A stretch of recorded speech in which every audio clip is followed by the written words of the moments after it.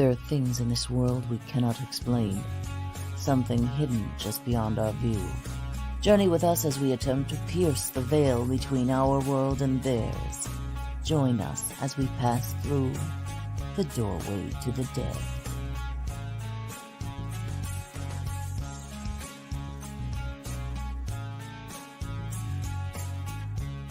Join us at WLFE-DB.com for upcoming shows and so much more.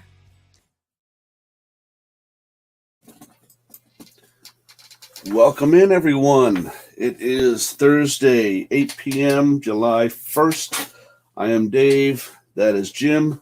We are one half of Keystone State Paranormal Society, and this is Doorway to the Dead, the 2-hour interactive live show on the WLFE-DB network.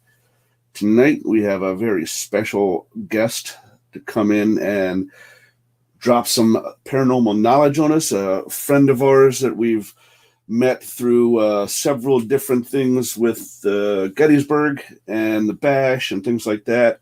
We have Miss Taryn Kerper, the creator of the Paranormal Brew. Paranormal Brew was established in 2017 by Taryn and another co-founder who were seeking an outlet for their paranormal passion after leaving the membership of a local paranormal group. Together, they sought to provide a non-scripted roundtable discussion to share knowledge, hard work, and dedication to the paranormal field and to provide exposure of their fellow paranormal peers. The show started on podcast sites and then later switched to streaming on Facebook, YouTube, and BB3 TV. Since its inception, the show has hosted many knowledgeable and fun guests who have shared their own research, beliefs, opinions, experiences, journeys, and goals. Taryn has hosted the show solo for some time now, and it continues to grow with increased viewership. Paranormal Brew airs every Wednesday at 7:30 Eastern Time, with rare exceptions. The show can currently be found on Facebook, YouTube, and BB3 TV. Taryn is a New Jersey native who began her paranormal journey in 2012 when she trained and became a member of a local paranormal group.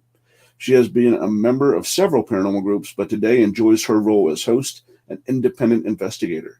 She is a member of the Ghostly Excursions event team, which has hosted many successful paranormal events, most notably the Pennhurst Paracon.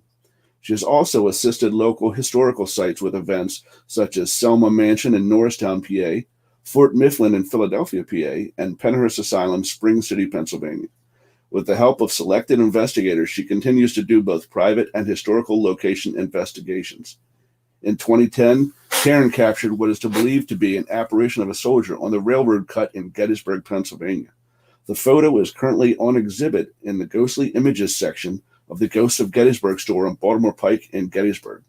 It also is on display in Brian Cano's History of the Paranormal mobile exhibit. She lives in New Jersey with her boyfriend, and her passions are Gettysburg, the Paranormal Brew, the Washington Redskins, which we won't hold her against her, and her 4 fur babies. So, without further ado, let's go ahead and introduce the guest, Miss Taryn Kerper. How are you? Hi. How's How things? are you? I'm just sitting there Doing- listening to this, right? I'm like, that is a really long bio. Yeah, but that's Really? okay. That's okay. You had a lot to tell. You got a lot to tell. It's first time on the show, so we want to make sure everybody got all the rundown on you. Thank you. Thank you for having me. Our pleasure. Our pleasure. We've been de facto guests on your show with the Hoover House and everything, so we just felt it was time that our audience got to meet you and learned about you and the brew and some of the cool things you've been doing out in places like Pennhurst and Selma and these types of things. So welcome in Theo Kohler, Facebook user, another Facebook user, and Robert White and Colette. Welcome in. Yeah, So, I can't, for some reason I can't see the comments or anything, so okay.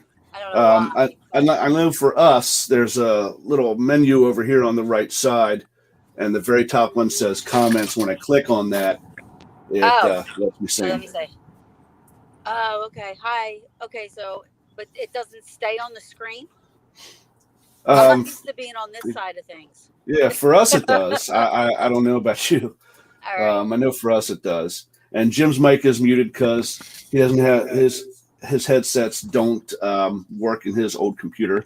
So we're getting him a new computer. But until then, if we have his mic unmuted, horrible feedback and everything just sounds super accurate. So hi everybody. Sorry, I went to the comments. I saw some saying hi. And there's our producer Ted Van Son and John McGinnis. Jim. Yeah. You can hear the echo. So there's. Yeah, I was seeing if I could get by with anything. I can't. Sort of worthless. Yeah. Well, no, because you can still read the comments and. Yeah, but it's not really nothing. We'll get it figured out. So, what's been going on over in your neck of the woods, over in Jersey? Well, Jersey. I mean, Jersey's really not that exciting, as you know. As anybody that knows me, I am born and raised. I'm a New Jersey native. No offense to anybody, but I really hate the state that I live in, and I want out. No surprise, I want to be in Gettysburg, Pennsylvania. But lots been going on. Busy with the brew. I'm booked up until September 8th now with guests every Wednesday. So, Wow. yeah. Last night I had Brandon Alvis from Ghost Hunters on, which was Nice. awesome show. I respect him 1,000 times more than what I mean. I didn't realize how much research and how much goes into what he does. He's a skeptic investigator and a healthy skeptic, and I did not know all of the stuff that he did on the side of trying to prove, that the paranormal or spirits or the other world or whatever it is around us is scientifically. He's doing a lot of research on that. So that if you get a chance, check it out because it was awesome. Absolutely. And you know what? I'm right there with him. Jim is more of the spiritual side. He has his religious faith, and it brings him closer to the spirit world. With that, I am more of the scientific side. I use all the gadgets and gear, and I learned very young. One of the few things I actually remember from high school science was that energy can't be created and destroyed; it just changes form. So my opinion is that once this shell dies, that energy that runs it has to go somewhere. So why wouldn't it be logical to think Sure. that that's what we're picking up on when we do these investigations? Right. So Yeah. And one thing that we talked about. Oh, go ahead. Can you hear me? Yeah, I can hear you. No, I was saying like one thing we were saying last night is that just as human beings, and I say it on my show all the time, we have to have labels for everything. What is it that we are communicating with? If we are communicating with something, I mean, what is it? We say, okay, it's a ghost, for lack of better description. You know what I mean? But Yeah. that's because we have to have the label, and I'm kind of like, I've had a lot of experiences. I'm a believer, and what I do, I'm not trying to prove it to anybody, because I do believe I've had plenty of experiences. I've captured a lot of EVPs, and my one picture that I love, in all the years that I've been doing this, I've only had one picture. So, but still, I mean, I do respect and believe in the side of the things that he does as well, and even Kenny Biddle. Yes. I love all of their work as well. I feel like that's needed because, I mean, do I think at the end of the day, in my lifetime, we're ever going to be able to prove 100% without a doubt that the other side exists? No. I mean, how do you prove something exists when you don't even know what you're dealing with, or you don't know what you're researching? You just do the best you can. But, Absolutely. I do think that we have more evidence that it does exist than to those that think that it doesn't. Well, and again, to me, it's a lot like religion. Um, you know, we took this leap of faith based off of the photos and videos and EVPs that we've picked up. And we took that leap of faith to say, yeah, I believe that this other side, this other realm exists. Would I be Do you wasting hear my that time? feedback? A little bit of scratchiness, yeah. I'm not sure what that Is that is. me, you think? It might be.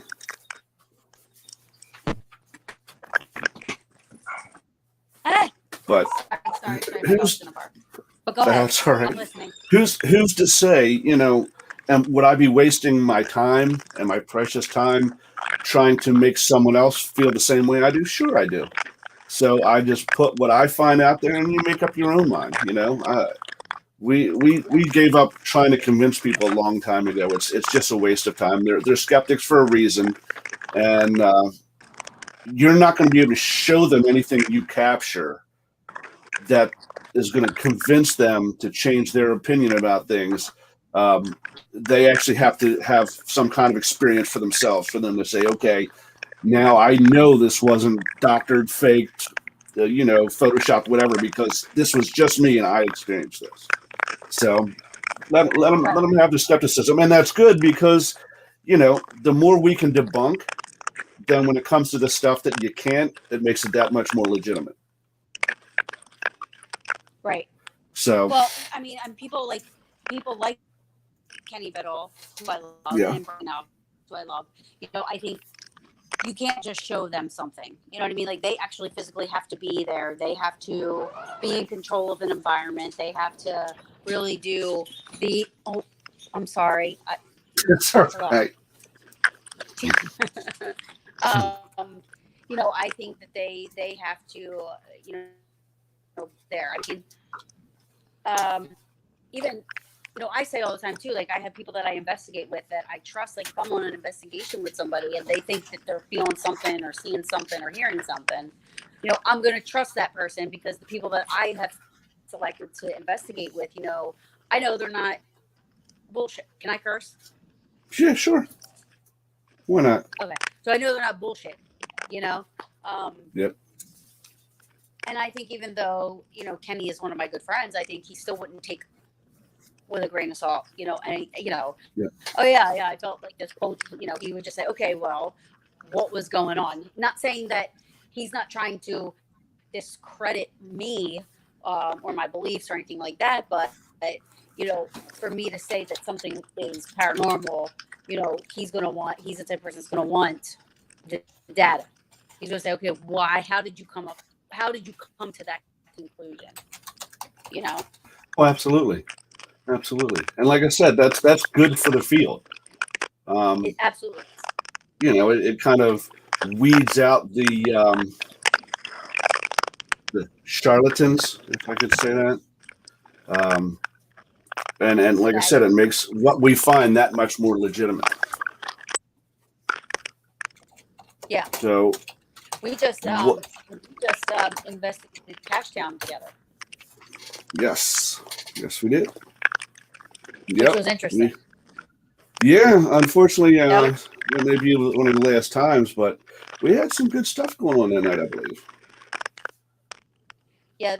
I think one of the most interesting parts of the night, and I don't know if you were in either room, but there was about 7 of us in one room, and across the hall, Pam had about 15 people in a room, and I was in a room with Sabrina, and she was doing the knock, like the dun dun dun dun, dun and saying, right, can you finish the knock?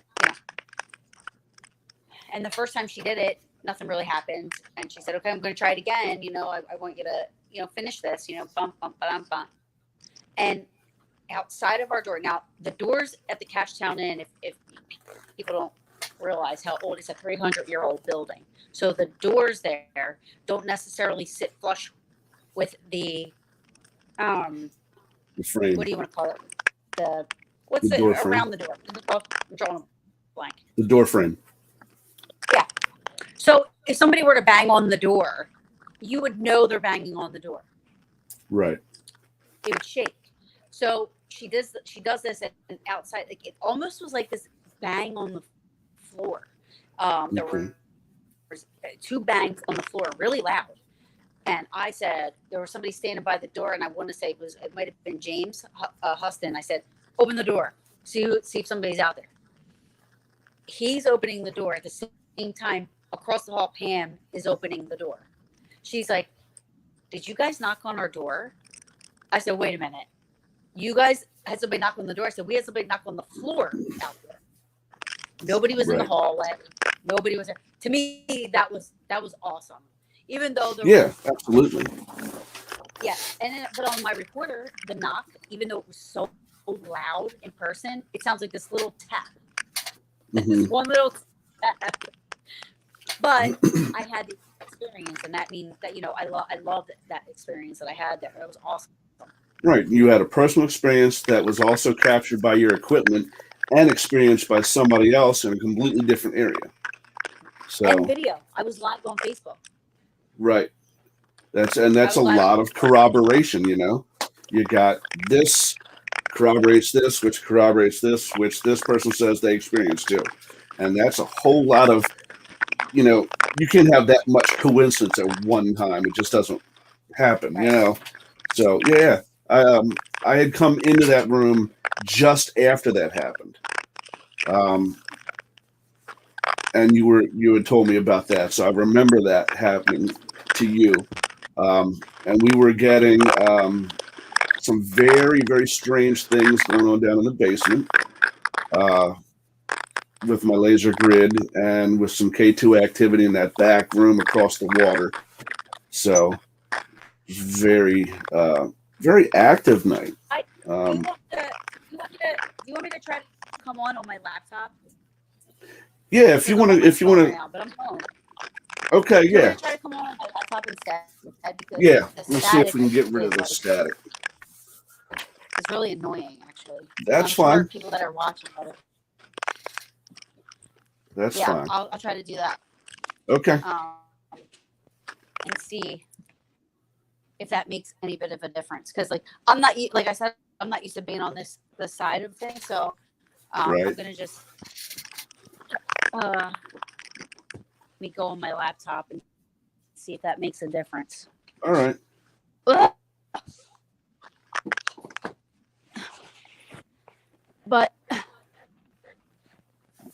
all right, I'll be right back. Okay. Sorry. That's okay. We can do a quick commercial while you're changing over. All right, I'll be back. All right. And while we're waiting for Taryn to come back, we'll run a quick commercial break.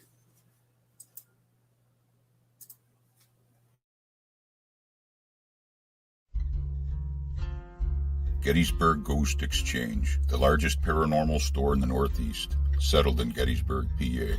Your one-stop ghost shop featuring the paranormal equipment, metaphysical items in the hands of light Reiki.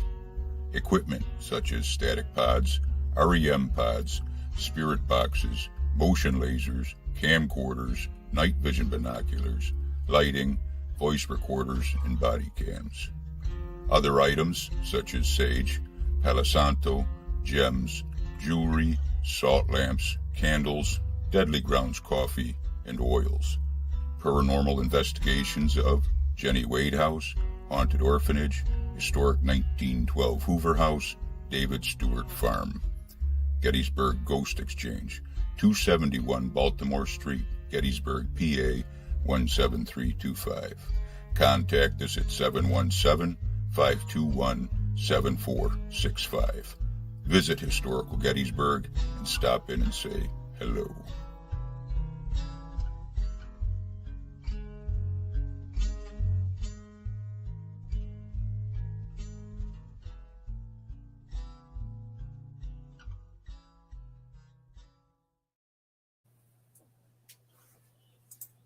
All right. And we're still waiting for Taryn to jump back in. So as soon as she does, we will get her back into the show.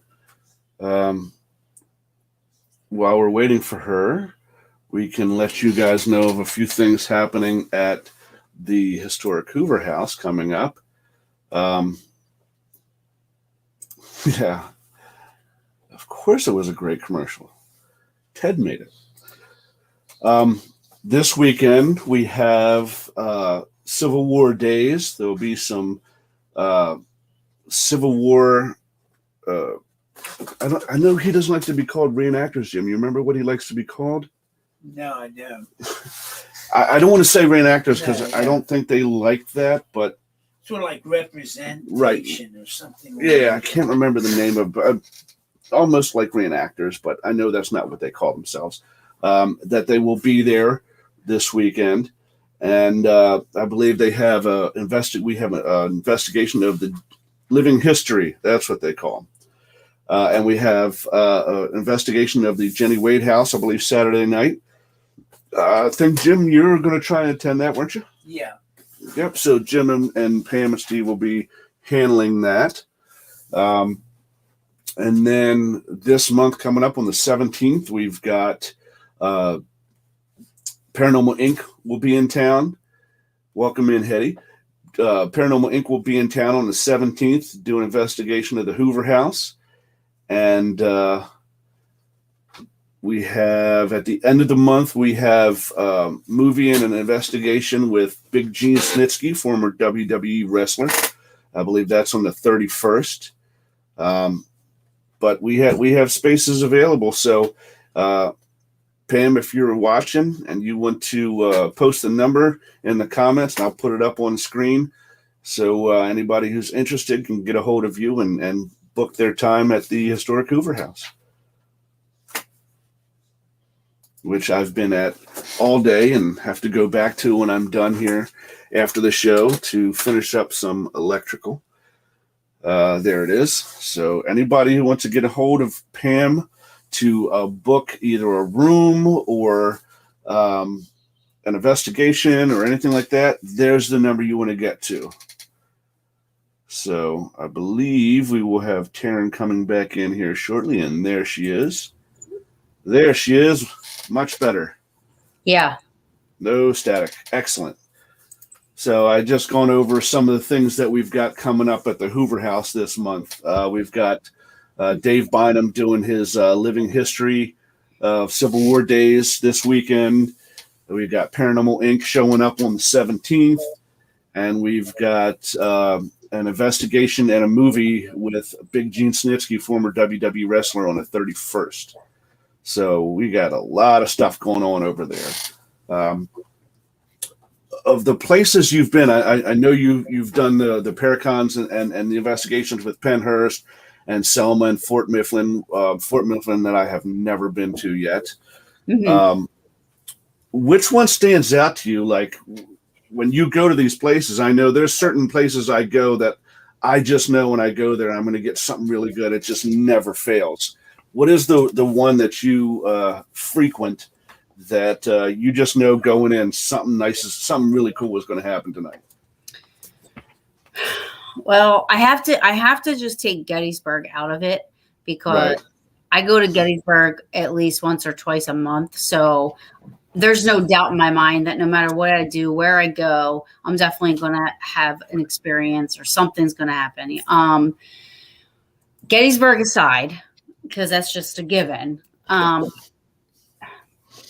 Pennhurst is fantastic. There's the Rockwell Tunnel. I've been hearing a lot lately that there's been people going down there and doing things to provoke. And I'm so angry about it because, I've gone there for many years and I've never had a negative thing happen. And now all of a sudden these people are doing things like, I just heard about this and I'm new to this and other people might know about it, but I'm hearing about this human pendulum thing. I am not familiar with that at all. Me either. And, but I heard that this was being done down there and I heard that, some not nice things have happened and whether or not that's true or not, because again, this is hearsay. Just the fact that people are going down there and doing things like that makes me a little angry. However, Rockwell Tunnel to me at Pennhurst, no matter what, I go down there. I have heard psych screams,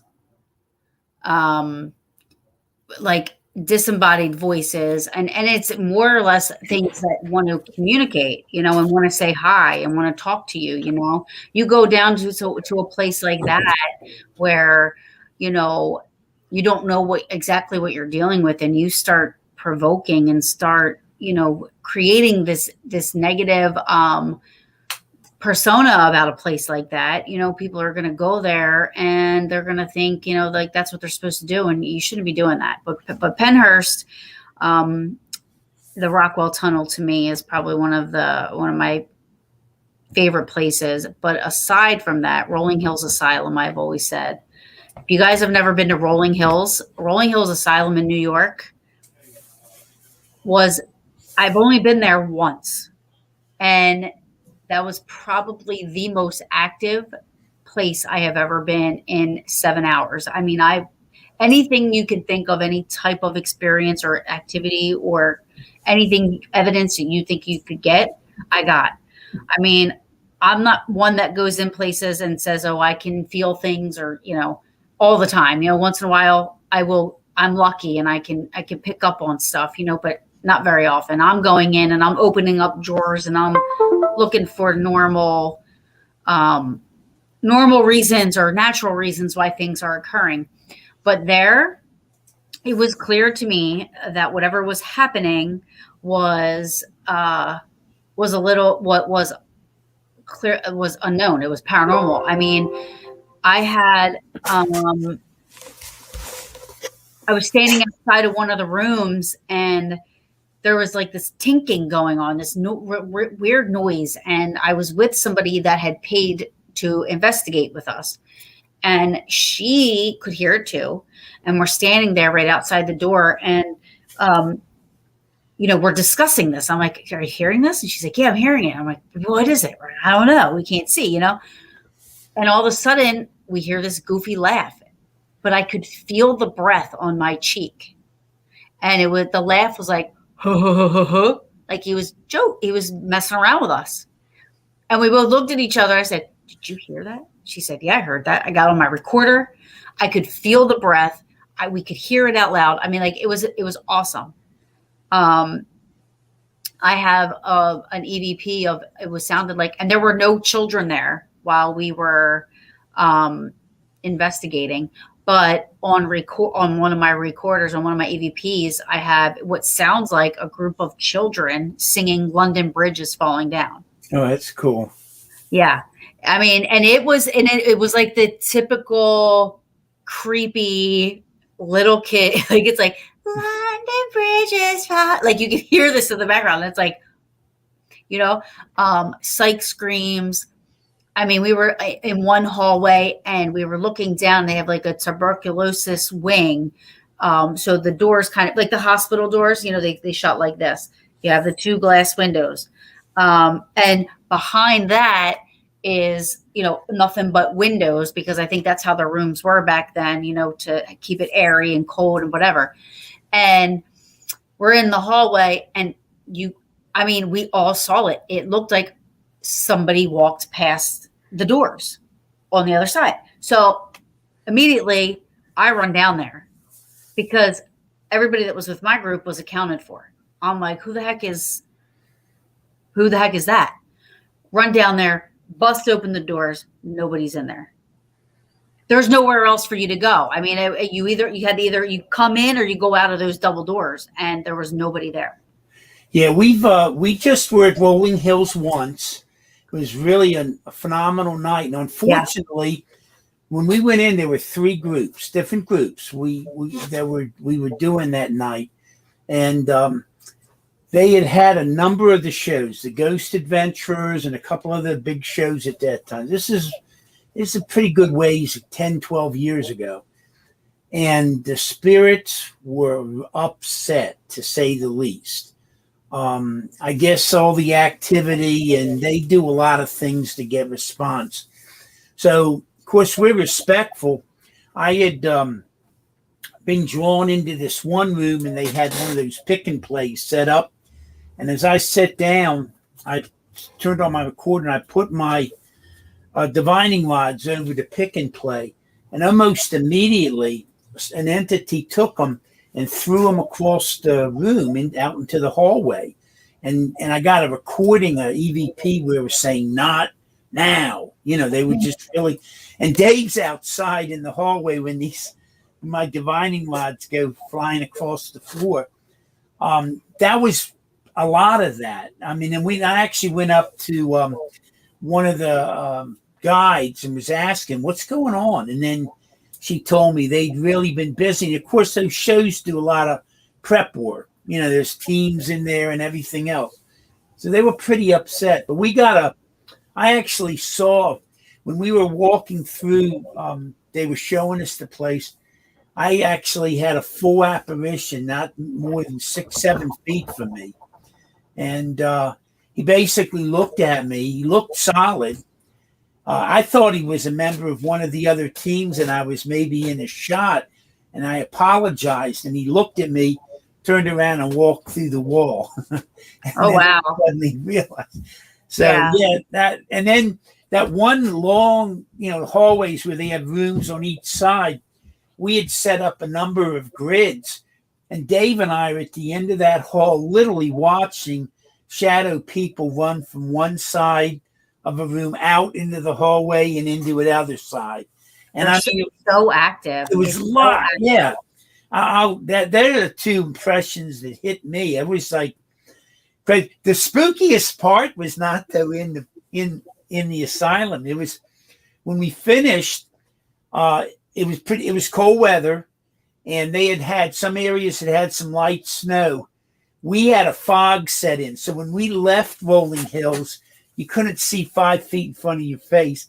We're in our car, and for us, it's like a 5.5-hour drive. And I had to drive. Dave was spent, and the rest of the group was. And I tell you, somebody was watching out for us because you couldn't see 10 feet in front of you, and we're driving them. You know how it's mountainous. Yeah. And I still don't know how we got home. Yeah, it literally, and that's the thing. It's 7 hours from where I live. Yeah, it's not that I wouldn't. I love Sharon. I'm friends with Sharon. I love Sharon. I think, and I think how she lets you go wherever you want to go. Yeah. All she says is be respectful. Don't disrespect. Well, you got to love her for preserving it because, that place was, let's face it, that was under the wrecking ball. And so, we're really grateful to her for saving that. Yeah. And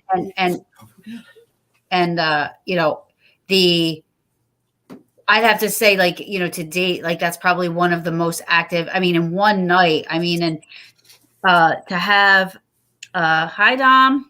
To have, that much activity in one night. It just, it was great. It was awesome. I remember we were up in the superintendent's room, where he had the massive stroke and he laid up there for months. And we're up there, Dave, and I think this one other person with our group.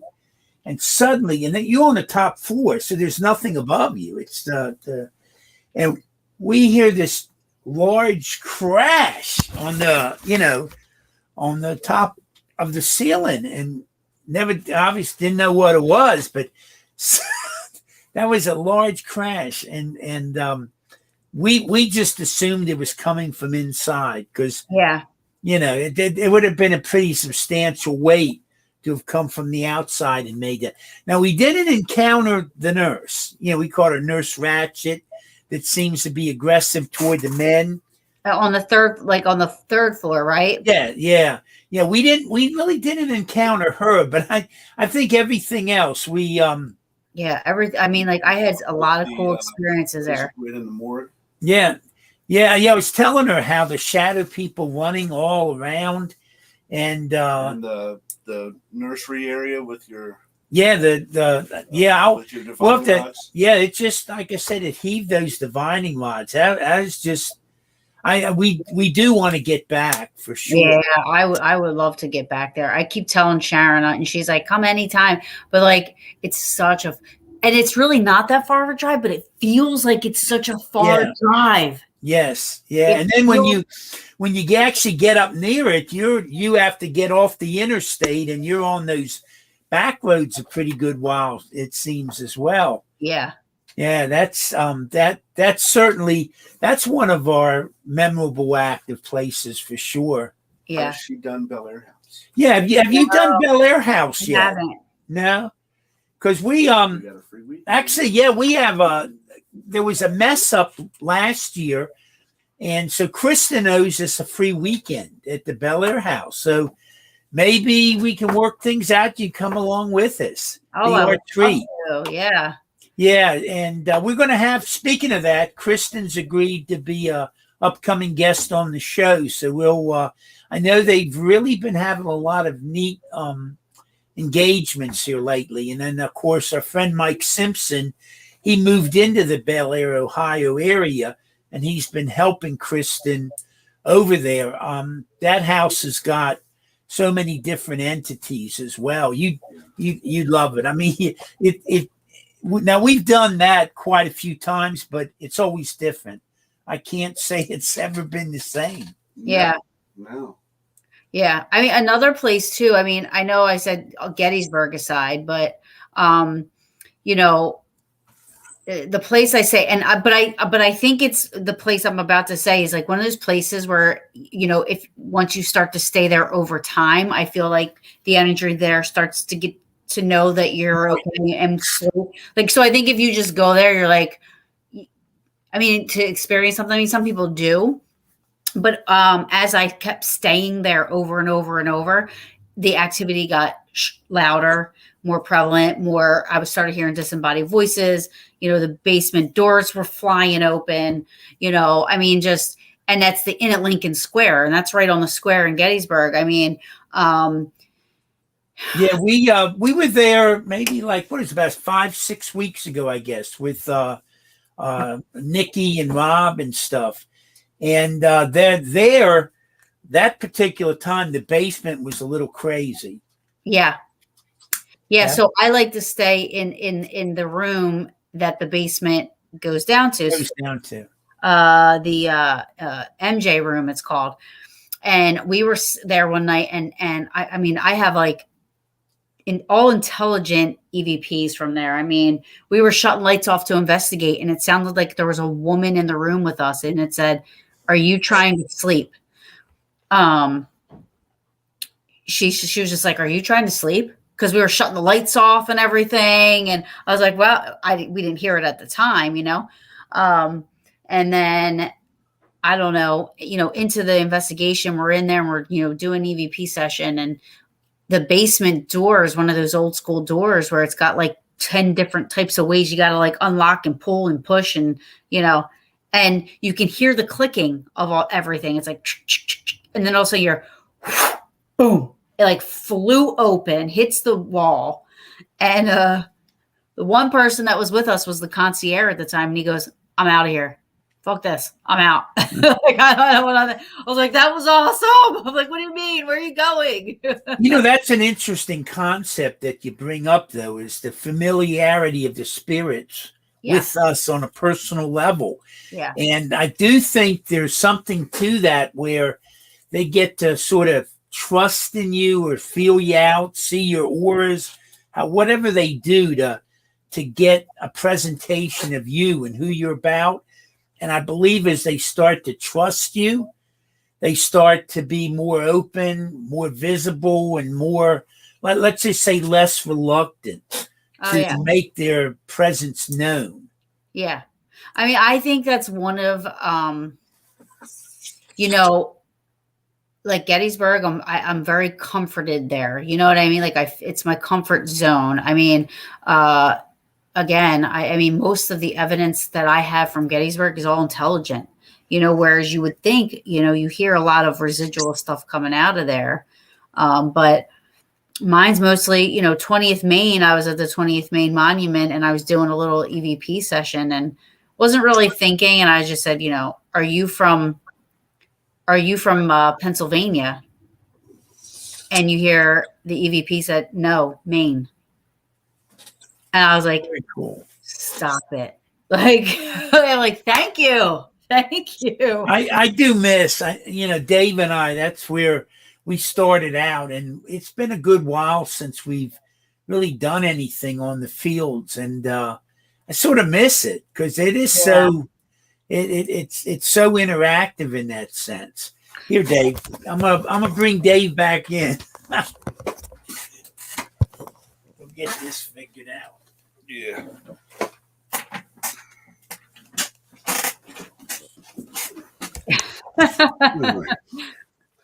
You have to switch back and forth until his new computer gets here. That it can take the newer headphones and things, and then that way he can pop in as well. Yeah. But yeah, we spent, I want to say, the first maybe 10 years of our investigations, either Harper's Ferry, Gettysburg, Antietam, and just round robin. And, after a while, we were like, how much can you do of the same thing, and a lot. I Gettysburg is endless. Yeah. But back then, we didn't know.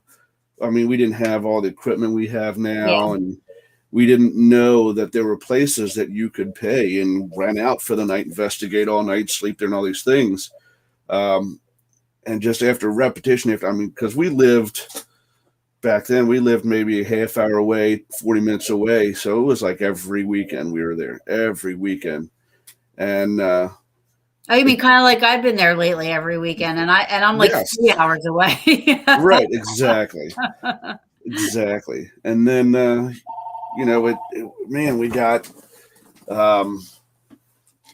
burnt out on it, really. And then the first time we went to Bel Air House, and just took off from there. But now you were talking about the tunnels at Pennhurst. Yeah. And it's strange because now I've only been there once. I think Jim's been there twice or 3 times. I'm not sure. But the time that we went, we got most of our fantastic interaction in one specific room in the Mayflower. The main level. Most people, Mayflower is like that is the place that they have had the most experience. But I've never had any experiences in the Mayflower, which is interesting because I mean the only place that I actually have any type of, and when I say, things happen, it's not like, could that be? No, this is like Definitely. size in the middle of a, like you hear this, like, in the middle of our group, people are getting touched, psych screams and, just clear, like audio and just amazing stuff. Well, the thing that was ironic, at least for me, was when we were down in the tunnels. You walk so far back, and it comes to there's like 3 different ways you can go, but they're all locked, so it's kind of like a dead end right there. Right.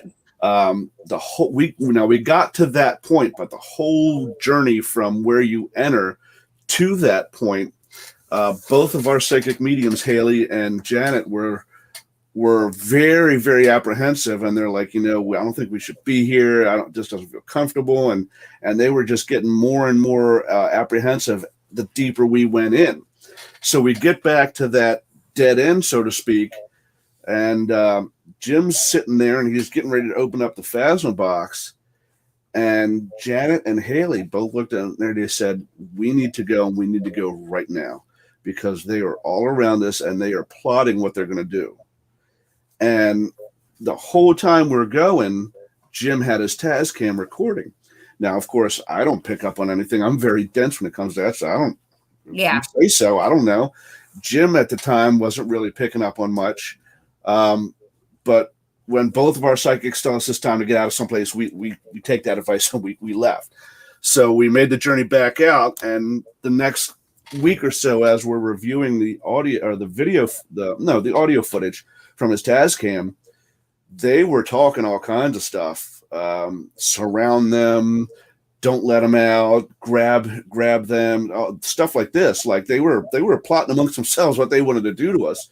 And we were just very glad that we had taken the advice of our two psychics, because otherwise things could have got out of control, and Jim and I wouldn't have noticed until it was too late. So, well, and you can, and honestly, like, I mean, you can interpret that. I mean, it's all up to interpretation, right? I mean, yes. You have to think of, what were they there? What were they doing there? Right. So were they patients? Were they workers that thought we were patients, trying to get out, and they're saying, grab them, don't let them escape. It doesn't necessarily always have to be something negative, but, it could be, that they were, workers, and they thought, looking at us like, or looking at you guys like, oh, they're the patients, and they're saying, let's get out of here. They're not going anywhere because they're patients here. Or, it could have been, we're trespassers and you need to get out. You don't belong here. Maybe that it could have been that they were patients that were there, and they were thinking maybe you were, or somebody was, a nurse or a worker, or, maybe it was like a protective type of a thing. Like, don't let them leave, because once they go through those doors, the mean guys over there, I mean, you just don't know. I mean, when you hear the EVPs, it's almost like you have to kind of, when you hear stuff like that, you have to kind of maybe look at it at all different avenues. I mean, we tell homeowners, because when homeowners, when they like to record, get out. They want us to get out. No, they could be saying, get out the deck of cards. Let's play a game. You don't know if that's the whole sentence of what you're hearing, or the context it's coming from. Exactly. Take it out of context. Get out could mean you walked in the bathroom and got it. And, hey, this ghost just got out of the shower, and get out, Yeah. There is interpretation, and you have, like you said, you have to pay very close attention to the context, especially when you can detect the emotion in the EVP. One of my favorites that we got years ago up the cemetery on top of Harper's Ferry, up on top of the hill there. I wasn't even there, but it just gets me every time, because I have 3 little girls.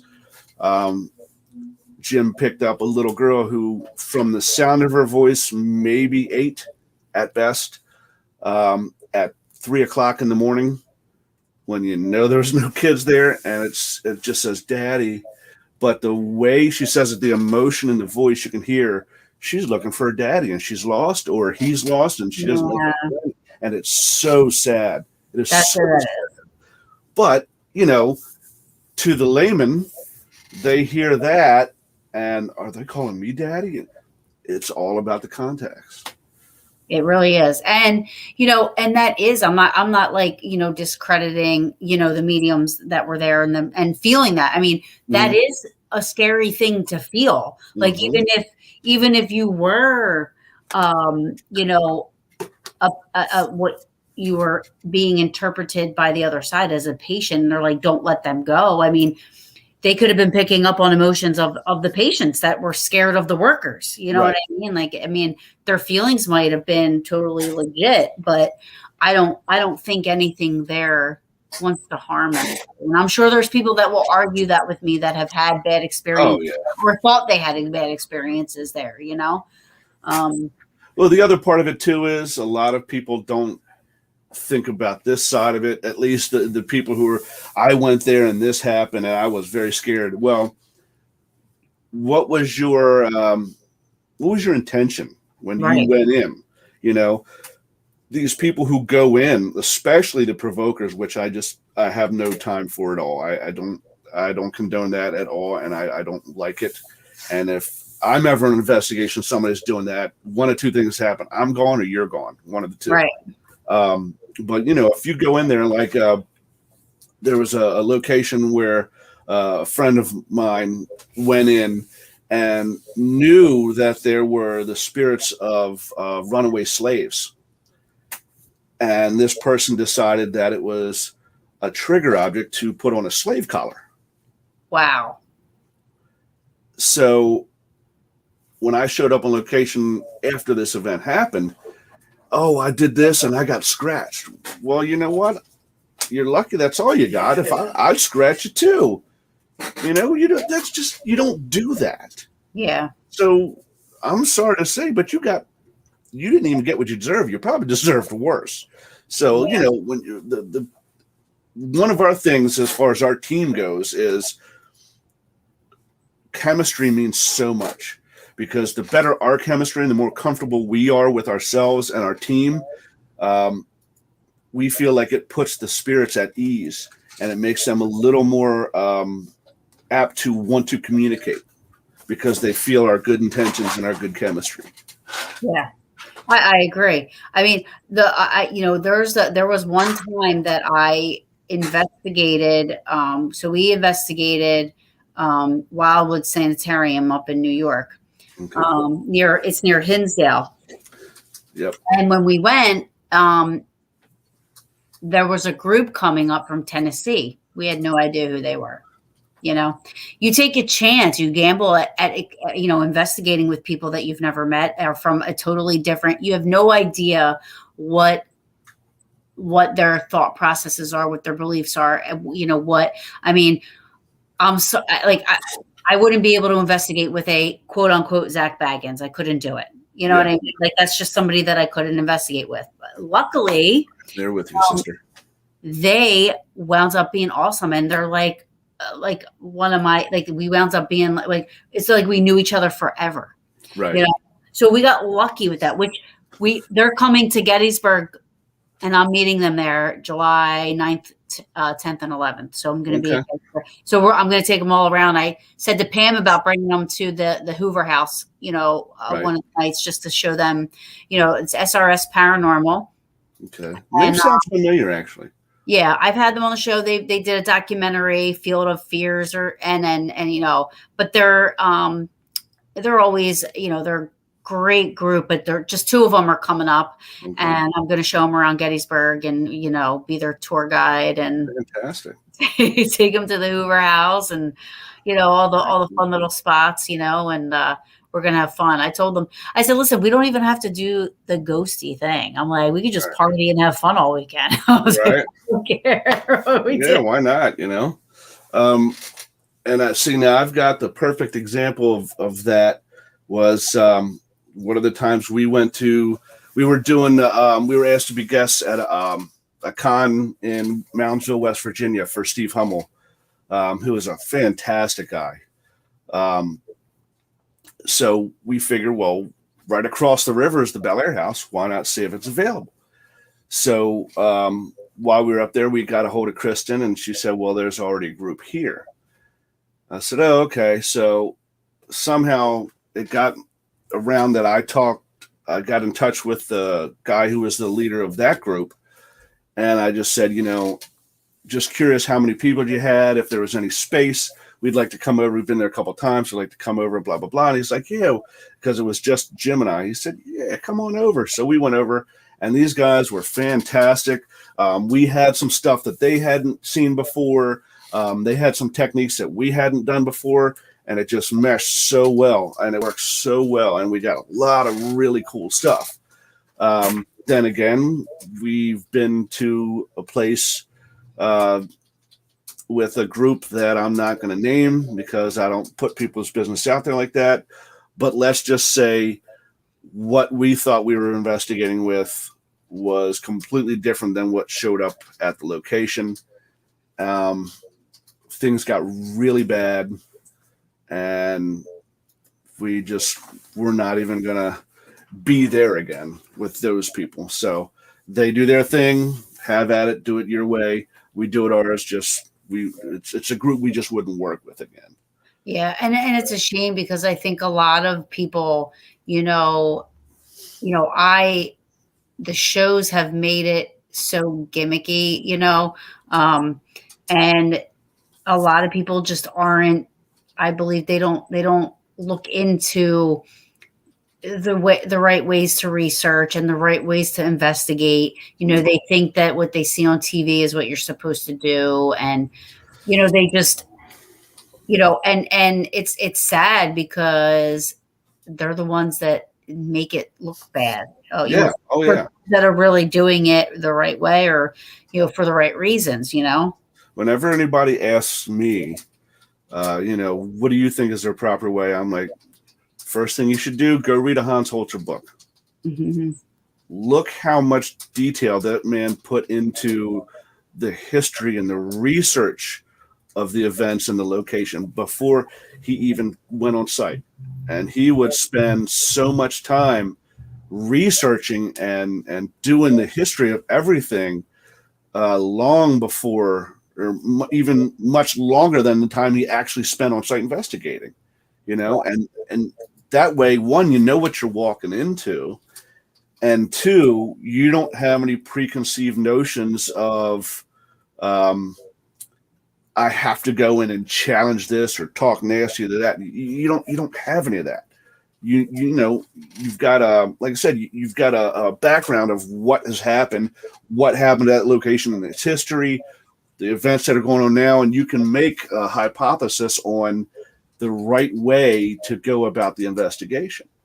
And, you know, and especially when, you know, like, you know, especially when you, like when we help out, when I help out events and stuff like at Pennhurst or Fort Mifflin or, you know, Selma Mansion, you know, and you have these, like, I'm going to give an example. I won't say a name, but at Pennhurst, you know, I was helping out during the Halloween season, and, you know, there was a public group coming in, and there was one of them, one of the people that work at Pennhurst was there with me, with this group. And, you know, you have to remember that the people that are there, they're there, they want to have fun, you know, that pay to do these events.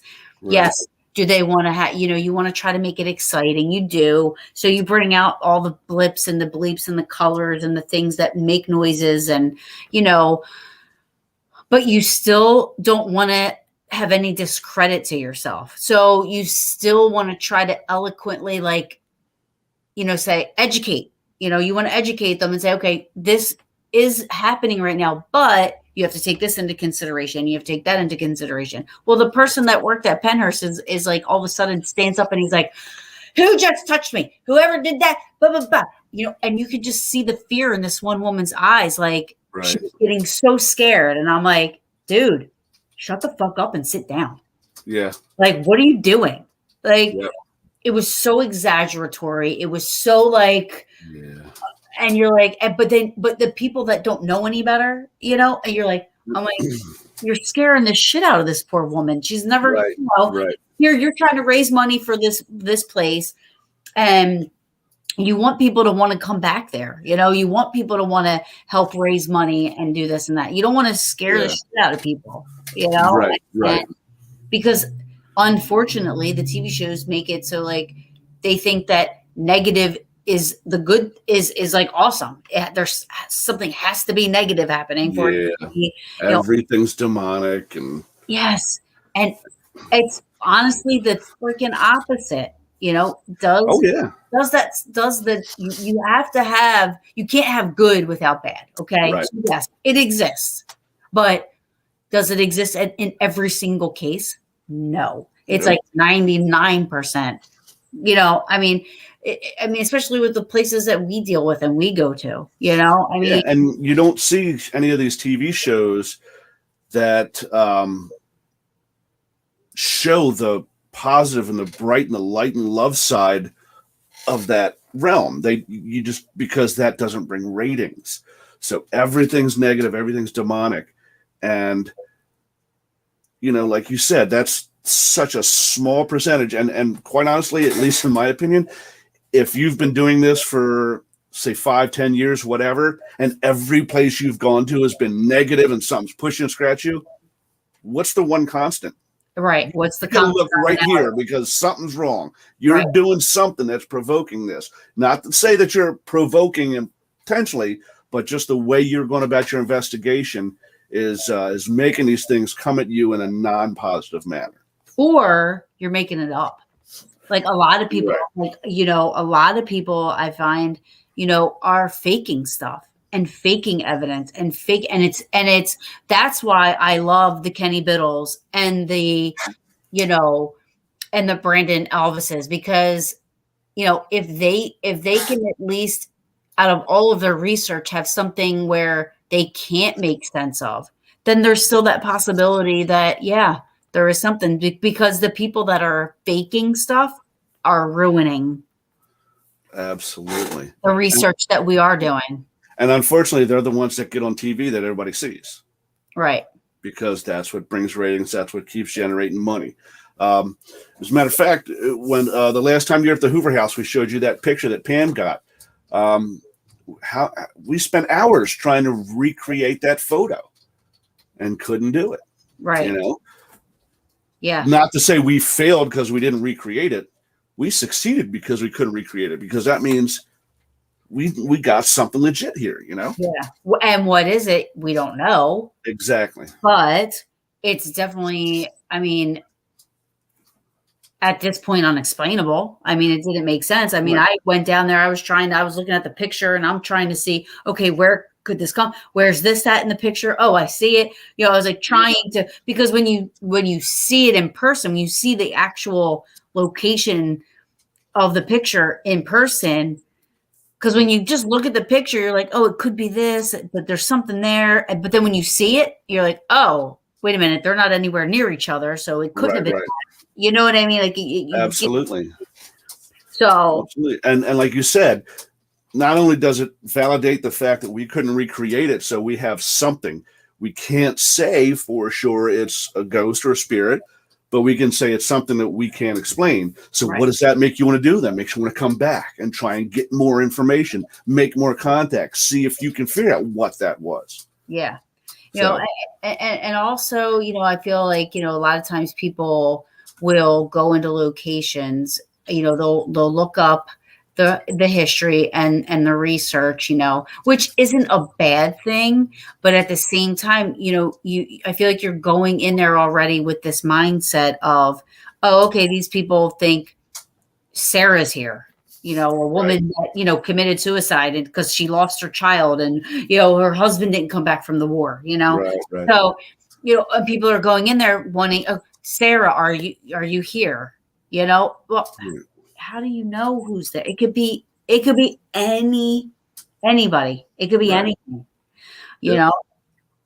And so, it's the TV shows have definitely made it more difficult, and but it's not just TV shows. Now you have Facebook Live, you have YouTube Live, Instagram Live. So people are going live everywhere, and a lot of stuff is being faked, and it's just not taken serious anymore. I have people that when they find out what I do, there are people that are very interested and they don't make fun of it. They're like, aren't you scared? What's there to be afraid of? Yep. I'm more scared of the living than I am the dead. Yeah. And they automatically think, well, aren't you afraid you're going to bring a demon home? That word is used so much more now by people that aren't even in that don't even do research, because that's what they see on TV, or that's what they see on Facebook, or that's what they see, it's like, no, I'm like, it's not like that. Yeah. It's just. All right. Well, we're going to go ahead and take our halfway through the show commercial break. And then I got a question related to that when we come back. So everybody stay tuned. We'll be right back. WLFE Digital Network is now on digital television. If you're into ghosts, Bigfoot, UFOs, and the creepy, then WLFE has a TV channel for you, Paranormal View. Watch all of your favorite WLFE video talk shows on one channel. Shows like Paratalk Radio, Step Into the Paranormal, Skeptical Help Bar, The Creepy Parlor, and more. Looking for something else? Do you support the LGBTQ plus community? WLFE has brought all of their LGBTQ shows like Inside the Drag Closet, Everything Yet Nothing, Across the Pond, and Rainbow Soul all into one place. a new TV channel called LGBTQ Friends. The third channel is a Variety Unlimited. Here you'll find a wide variety of talk shows you know and love, like Just Cindy, Card Pulls and Coffee, Real Talk with Dom, The Bipolar DM, Meet the Author, and Movie Review 5. The best part of watching these shows is that they're all available to watch at one location, one website, WLFE-DB.com.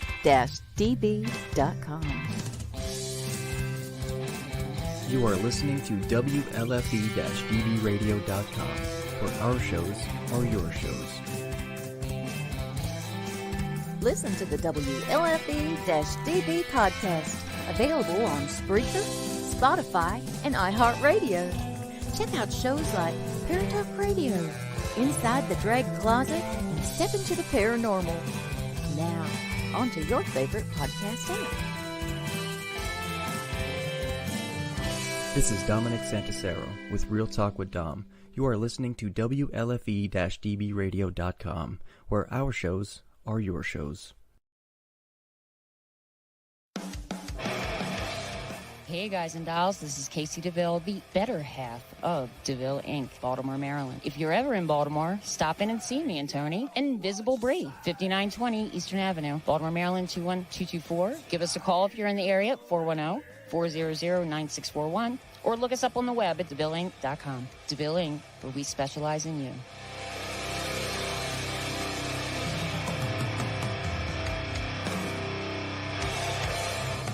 Oh, yeah.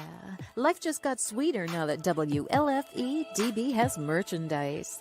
Show your support by purchasing your t-shirts for WLFE, Paratalk Radio, Inside the Drag Closet, and more. But it doesn't stop there. T-shirts, coffee mugs, tanks, buttons, cloth bags, and more. Go to WLFE-DB.com. On the top bar, click on the merchandise tab and bam, there you go. You got merch. Support the shows. WLFE-DB.com. You're listening to WLFE DB Radio. Now, back to our program. All right, and we are back. Okay, now we're good for the rest of the time. The question I had was, like you were saying about people who were novice in the field, having someone, I hate to use the phrase take advantage of them, but someone, for the lack of a better word, take advantage of them by producing this gotcha type of moment at an investigation, and it kind of scares them away from it. I know early on in my time as an investigator, I had mine.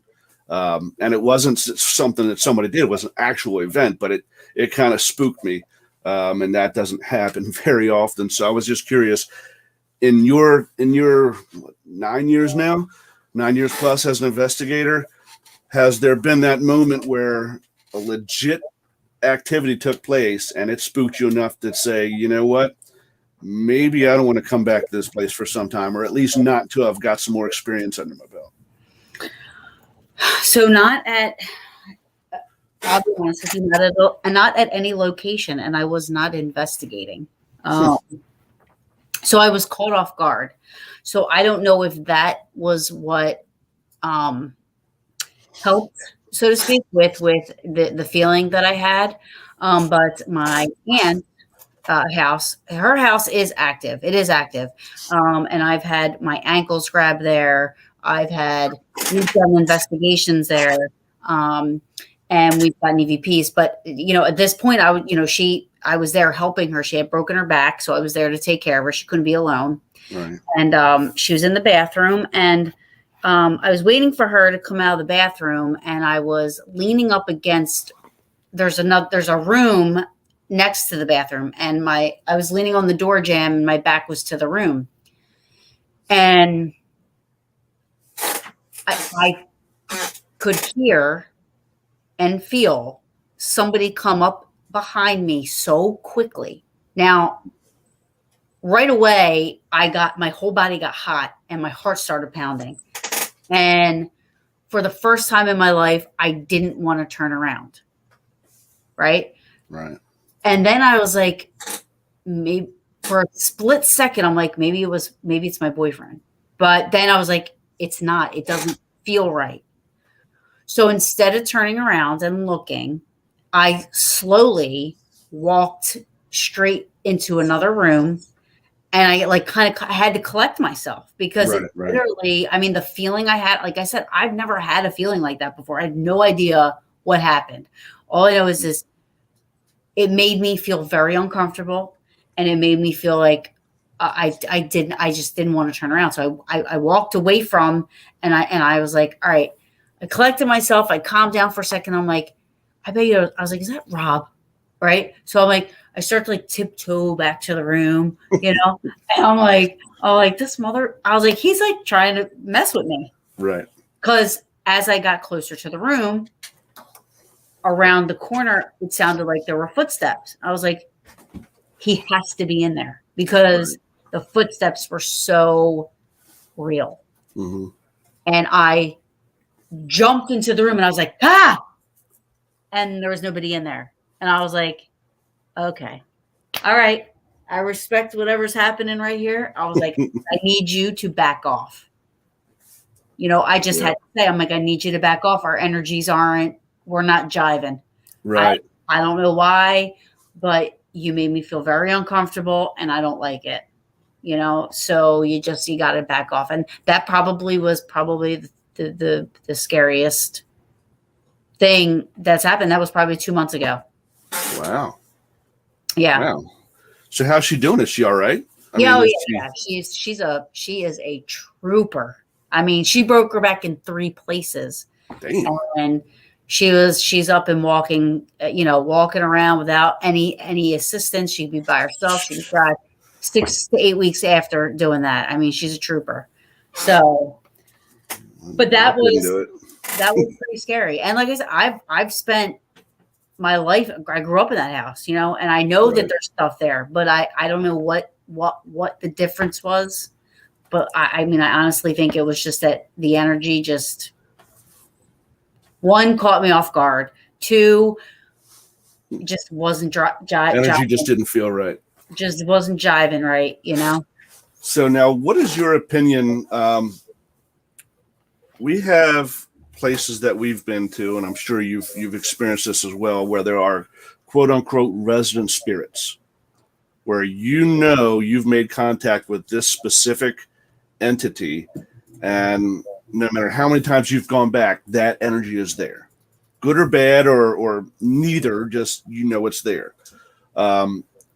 And then you come in contact with one that you're not familiar with, and it's never come through in your voice box or an EVP, or you've never felt that energy signature before. And then you go back the next time and it's not there. And you have these different ones that kind of travel in and out. How do you feel about that? Because I know, like I said, there's been places we've gone and I walk in, okay, I know, I'll use the Bel Air house as an example. What I call my 4th daughter, little Emily Davis. I know she's spirit and she can come and go anywhere she wants, whenever she wants. But I know when I'm there, she comes and she visits me there. And she took care of me in a big way the very first time I interacted with her. So as dense as I am, I know her energy signature. But I also know we've gone there and sometimes we've talked to the original owners, the Hetheringtons. Sometimes we've talked to people who I don't even know who they are. So, how do you feel about that? So I think the only place that I can really relate to that would be the Inn at Lincoln Square. Okay. Because I do know that over the years of staying there, the Danners, who were the last residents of the home, they owned the home the whole time. I mean, it was passed down family to family. But the last Danner died on New Year's Eve in, let me see, 1910. I think 2010 was 100 years that he had been gone. So with that, the Danners are definitely there. They're definitely, their energy is definitely, they're there.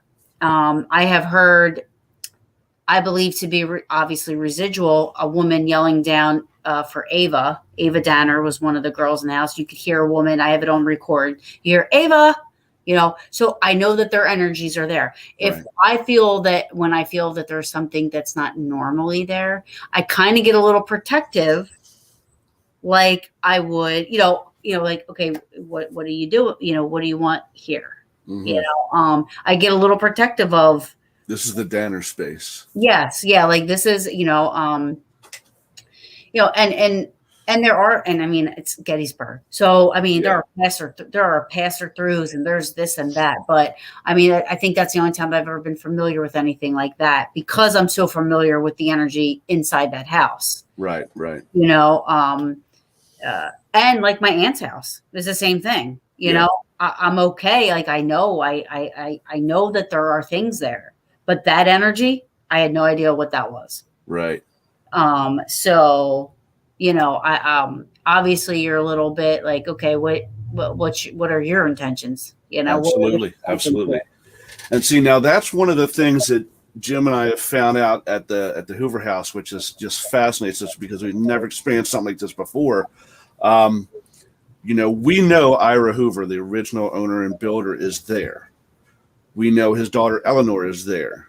Has his wife come through? Yes. And what was her name? About a month ago. Her name was Irma? No, it starts with an E. Was it Emma? It was Emma. Emma. We know they're there. But the strange thing is, and through table tipping sessions and spirit box sessions, basically there's a spirit hierarchy in that house.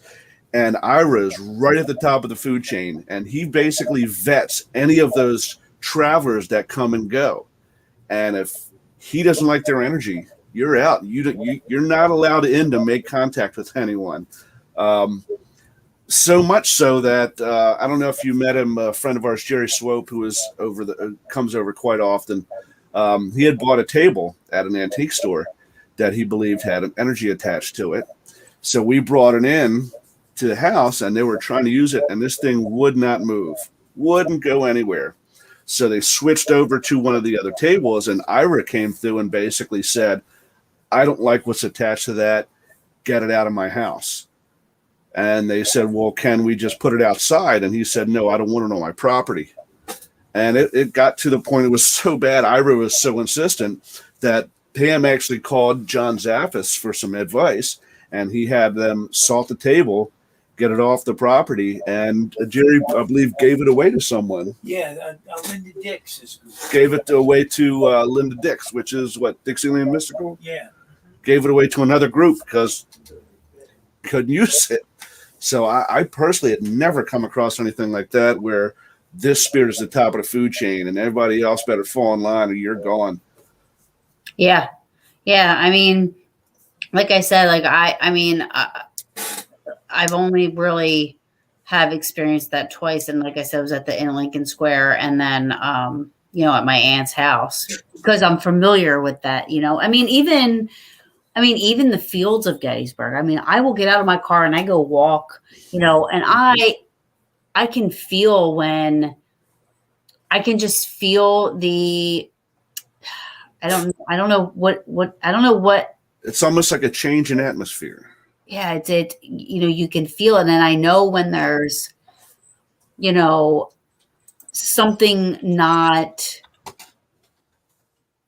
I don't want to say bad because I've never had a bad experience there, but something not familiar, you know? So, you have to have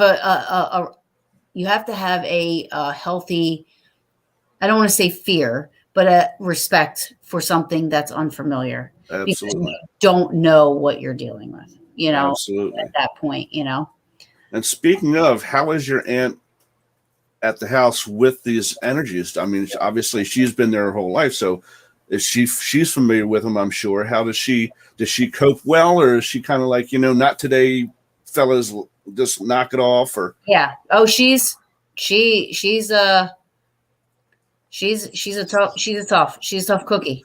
And like me, I think there was probably maybe 1 or 2 times, she's like one of those people that if she feels something behind her, she will go to the mirror to see if she can see who it is, or turn around and, Right. If she doesn't like the way something makes her feel, she right away will say, not here, go somewhere else. Or, she's very voiceful to that. And, they respect that. Mm-hmm.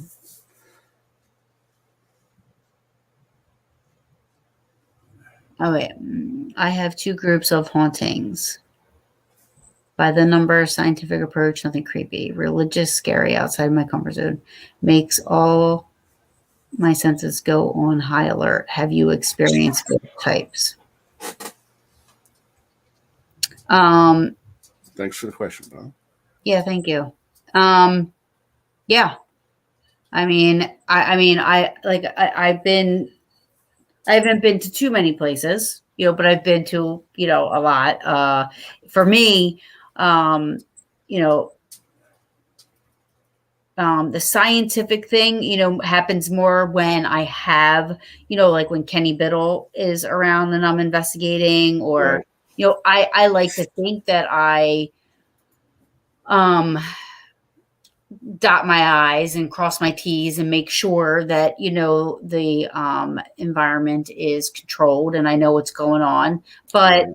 it's not 100%. And I don't even think the people that do use the scientific methods all are 100% either. I mean, Right. how can anything be 100% in this research? I mean, Absolutely. you can what a spider is. You can research it. You can dissect it. You can use different ways to learn its behaviors. How it survives, how it doesn't survive, what it needs, how much water it needs. I mean, because we know what it is, but with Right. this, we don't know what anything is. I mean, even the people that research the Bigfoots and the UFOs and the cryptids and the all that stuff, we give them labels, but do we really know what we are dealing with? And how do you research things if you don't know what it is? Right. And that's why whenever I hear someone say, we're going to have this paranormal expert on, I immediately kind of dismiss it, because though we've taken that leap of faith, people like yourself and myself who've experienced what we have, and we are quote unquote believers, how can you be an expert in a field that is based on theory and conjecture? Right. Personally, I don't think you can. So the minute I hear someone use that term, I personally think you're full of shit. Yeah. Now, if you tell me I've been doing this for 40 years and I've done all this research and I am very well versed and experienced, absolutely, bring it on and let me hear it. I want to learn from that. But nobody's an expert, because we don't know exactly what we're dealing with. We all have different theories of what it is we're experiencing, but I can't prove mine any more than you can prove yours, any more than Jim prove his. Or any more that the skeptics could prove that it's not. Exactly. Right? Exactly. So, it's all about your belief, and like I said in the beginning, like, I don't do this to prove it to anyone. Right. For me, this is my, I got into this, after I trained with a group, for 3 months, and I had all kinds of training, and, I got into it after my dad passed away, because in my head, I'm like, this can't be it. There's got to be, I don't know if that was me more or less hoping and wishing, Right.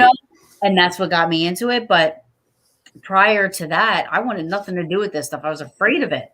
I was scared of anything ghosty or whatever, and I think I've always had like an interest in it, because I had like scary stories to tell in the dark, those books, I'd read all that stuff, and after I had trained and, was a part of the group, and, I then realized that I did have an experience when I was younger, 7 years old. It actually in water.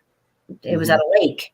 and at the time I had, and all these years leading up to it, had no idea that that's what had happened, until I learned, but you never stop learning. But I do feel like the field is stuck. We're not. Really? I do. I feel like it's not. That's why I'm hoping that the things that like Brandon Alvis is doing, and like the people that aren't on the TV shows, and the people that aren't, doing this to make money, because I feel like once you start to do this just for money, I feel like it totally messes everything up. You could be like the best person in the world, but once you become, and granted, I know there are people that have to do this for a living, it's like their way of life. It's the way that, it's their living, but you got to stay true to the game. You got to stay real with it. You can't abuse that. Yeah. Not enough people right now are pushing forward with the research, the new theories,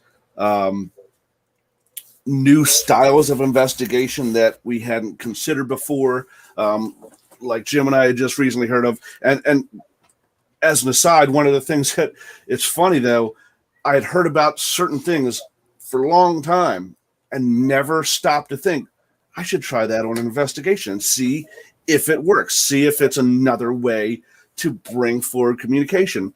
I don't remember who it was telling them about it, but those Tibetan singing bowls. Mm-hmm. Jim's like, why haven't we thought of this already? It doesn't matter. We're thinking of it now, and we're pushing forward, and we're going to try new things. Stuff like that is what's going to push the field forward. But when everybody says, okay, all I need is a spirit box, a laser grid, and a recorder, and sit here and just do that every single time, I can get a TV show and I can make money. Right. At that point, you've jumped the shark to me. I don't have a problem with you getting a TV show as long as you're doing it the right way. Yeah, but even then, and see, me and Brandon were talking about this last night, like he could come out with a show and he could be 100% like legit, and nobody's telling him what to do. Nobody's, he's running his show and he's doing it. That everybody's going to think that there still is some things that aren't true because it's a TV show. Right. And that's the sad part about it, is like, you can't even trust what you see on TV or anything anymore. Yeah.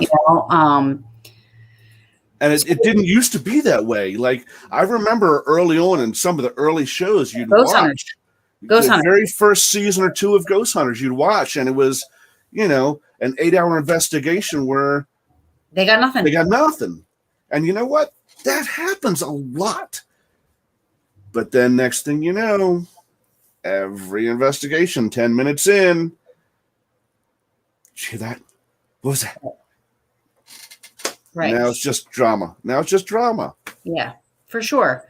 And like I said, like it just ruins it because, and then you're just like, I don't know. I just, some of the shows are just so bad. And I hate that, because I know a lot of people, you have these hardcore, like, people that are just like, Zach Baggins is on a pedestal. God forbid you say one bad thing about them, and you're the bad guy. But that definitely makes me the bad guy, because, and again, it's very sad, because watching their earliest stuff, that first YouTube video that got put out of them in the old Gold Coast Hotel out in Carson City, you see that brick move, you see that board fly, and you hear them scream and run because they had never experienced something like that before. Well, Ghost Hunters has always been my, they were my, for my time, they like Jason and Grant, they were my John Zaffis. You know what I mean? There was older people that grew up, and John Zaffis, and I'm not saying I love John. I love John Zaffis. I mean, he's awesome. and definitely the godfather of the paranormal. But Jason and Grant were who I watched and looked up to. Which I met at Jason. I just met at Phenomenology, who is amazing and awesome, and I still respect him just as much as I did back then. Getting to talk to him and hearing, his beliefs and how he, likes to run things. I mean, even the way they do the show now. I mean, I still respect the way they do the show now. I mean, they're at a location for a week. They're helping private houses again. It's not just historical locations. They're helping private houses again. And they're working with local paranormal groups. That's how they're getting their cases, where local paranormal groups are reaching out to them like, hey, I've had this one family that I can't seem to help. Can you guys help? Right. And not that anything bad is happening, but, they just call them in and they work with these local groups and the house and private homes, because I miss doing that. I miss helping the private homes, and and have I had opportunities? Yes, I've had 5 cases come my way, but they've all not. And to me, a successful private case is not doing an investigation, even though I miss doing it. I know that sounds kind of, No. But you've got a tangible explanation that you can give to that homeowner, and they don't have to live in fear anymore. Yeah, and even if it's not physical evidence, I mean, at least sitting down and telling people, like explaining to somebody, because you get a lot of it tried pushing me down the steps. Okay, listen to me. If there's something in your house that you can't see that wants to push you down the steps, it's going to push you down the steps. Right. So I always use the analogy of the movie Ghost, when Patrick Swayze dies and he's in the subway and he's trying to kick the can and he doesn't understand why he can't do it, and then all of a sudden he uses all of his energy and kicks it and it goes flying across the subway. Yep. Right? Somebody could be like, a ghost tried hitting me in the head with a can. No. It's just that their energy sometimes, they're trying to tap you, but you're not feeling it. They're trying to get your attention. You're not feeling it. So it's going to try to use more energy, and maybe it might be a little bit too much. So it's going to feel like it's trying to push you, but it's not.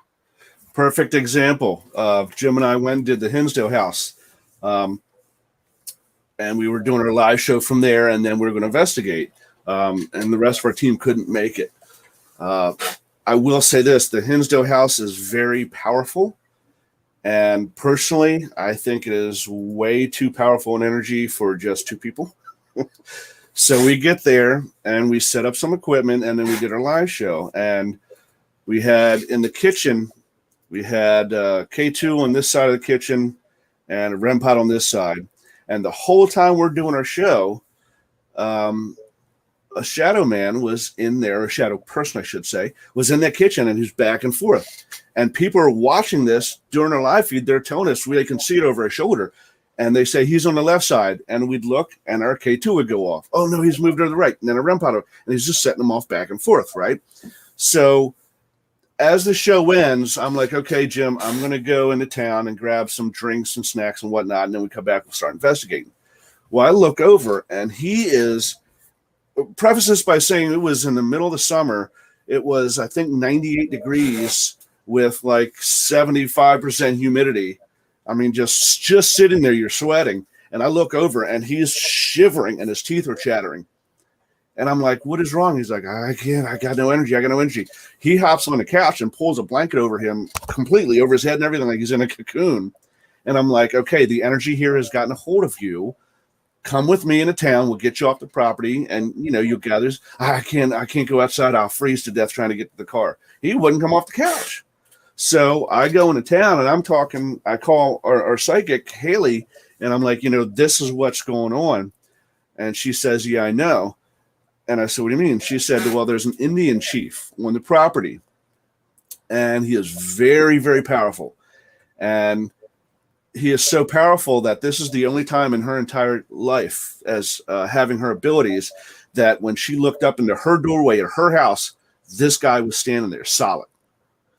That's how powerful this guy was. And there was lots of history on the location of treaties that the Indian tribes there had made with the new white settlers, and they had all been broken, and there was bad blood and this stuff and the other. So this guy was trying to get Jim's attention, and for whatever reason, either Jim didn't pick up on it in time, or this guy just didn't know his own strength and just blew all out on the energy, and it took everything he had. So I got back after about an hour. He had finally come out of his shell, so to speak. And I think we investigated for about a half hour, 45 minutes, and then both of us just went to bed. It was that draining. So this guy didn't mean to hurt him. He was just trying to get his attention, didn't know how powerful he was. So it's interesting that you bring up the Hinsdale house, because for the last 4 years, I have refused to go to the Hinsdale house. Really? I won't go. I have to give a shout out to my friend Megan, because Megan actually spent the night there by herself. Wow. Everybody that I trust and know has not had a good experience there. And the outside seems to be worse than the inside. Yes. Is the collective, this year, 2022, I'm being forced to go. Being forced to go to the Hinsdale house, so I will go. But, I'm not saying that I'm excited about it. I personally want to go back. Jim's like, yeah, I'm not so sure about doing that just yet. Yeah, no, I'm not excited about it. I like I said, everybody that I know has not had a good experience there, and maybe it has something to do with the whole, the Native American quote thing. unquote, white man coming there, and maybe, you have to do some sort of like maybe a peace offering, or maybe, which we did the next day. If you go out the back, there's a trail of steps up through the woods, and you come to what's called the offering tree. And we made an offering up there. Well, I didn't know what to do. I know it sounds kind of corny, but we figured it was something they'd be familiar with from their time. We left some beef jerky up there. Right. So, yeah. But the outside was definitely, at least for me, was definitely more of the senses on guard than I was inside. So, yeah. Yeah, that's what everybody tells me. Like, the outside of the property seems to be a little bit more. Now, when we were at Wildwood Sanitarium, because it was only like a half an hour, we did drive to the property, and I saw the house, and we, I didn't feel anything bad, while we were, passing through, right. But I mean, I'm like with Megan being there overnight by herself. I'm like, that's insane. Like, to me, I've never even been there, and I feel like I'm like, dude, like, you're crazy. Like, why are you going by yourself? That's taking a chance. I mean, that's not what was supposed to happen. It's just wound up that's what happened. The people that were supposed to go, this happened, that happened, this happened, that happened, and she was there by herself. Right. And I would do that anywhere probably but there. And I've never even been there. Yeah. So. Yeah, there's a couple places that, some of them is not because of what I think is there spiritually, but they're in seedy areas, and I'll use Selma to me as the perfect example. I am not in any fear of the energies that reside within that house. But when you step outside, there's some really seedy area up there. So, yeah, I don't know that I want to be there. I do love Selma, but it is. I mean, it's a shame that more property couldn't have been preserved. I mean, they built an apartment complex around the building. Yeah. It's not even a good one. Yeah, and it's not a good area. No. But it's just like the Gar Museum in Philly. I mean, it's the same thing. I mean, you go to the Gar Museum in Philly, that's very active, but you are, taking a chance at being shot. Yeah. I mean, Definitely. just walking into the building, I mean, but it's a very, very active. Though there's a place in Cleveland called House of Wills. It's super active. And our Rob and Nikki from Live Paranormal, we had done it several times, and we were like, well, when can we go? They said it has to be in the winter. I'm like, well, why would we want to go to Cleveland in the winter? They said because the area that this place is in, if you go in the summer, something bad's going to happen outside. You go in the winter, it kind of keeps that at bay. I'm like, point taken. Yeah, everybody stays inside and keep warm. Now, I know we've had the Cash Town has been sold. A place that Jim and I did beginning of or end of last year was what was the name of the bed and breakfast we went to in Columbus? Harrison House Bed and Breakfast in Columbus, Ohio. That's been sold. The tales now that Haldeman is no longer able to be investigated. Really? Yeah. I guess the Kellers who were on the board and had arranged everything there, Jerry and Melissa Keller, they had put out that I guess new board members had come on, and that is no longer an option, which I think is sad because it was all the paranormal investigations that raised the money to get them the renovations that were needed. But, it is what it is. What would you say would be the one place that you've heard of that is either condemned, you can't investigate it for whatever reason, that you're going to miss the most, you think? God. I mean, right now, Cash Town Inn. I mean, also I did hear that Eastern State wasn't doing paranormal stuff anymore. I've never been. I don't know how true that is. But